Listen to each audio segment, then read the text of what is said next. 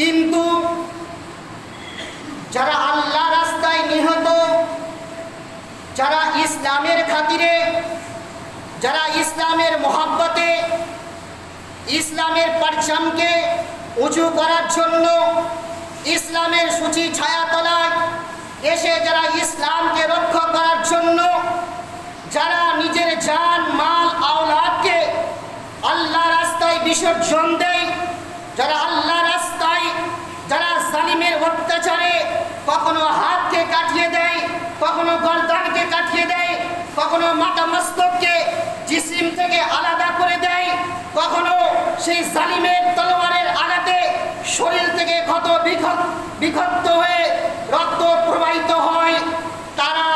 আমাদের মতো সাধারণ মৃত্যু নয়, তাদেরকে আল্লাহ মুর্দা বলা, তাদেরকে নিষেধ করেছে কোরআন পাকের নির্দেশ। করে বলুন।